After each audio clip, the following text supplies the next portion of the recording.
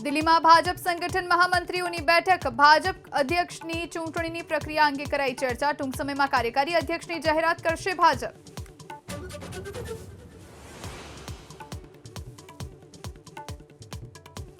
NEET UG પરીક્ષાનું update કરેલું પરિણામ જાહેર એનટીએ વેબસાઇટ પર મૂક્યું પરિણામ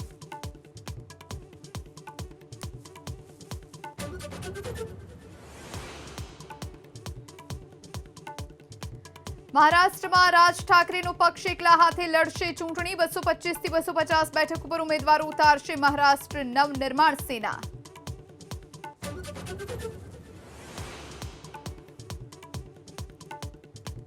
અમદાવાદમાં મેઘરાજાએ સતત બીજા દિવસે કરી એન્ટ્રી પૂર્વ અને પશ્ચિમ વિસ્તારમાં છવાયો વરસાદી માહોલ અખબારનગર અંડરપાસ કરાયો બંધ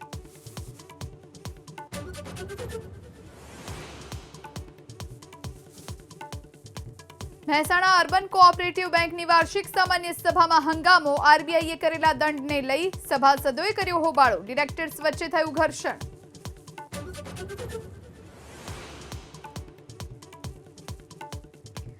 સુઝુકી અને બનાસ ડેરી ઉત્તર ગુજરાતમાં 5 બાયો સીએનજી સ્ટેશન સ્થાપશે ઘરમાંથી કરવામાં આવશે બાયો સીએનજીનું ઉત્પાદન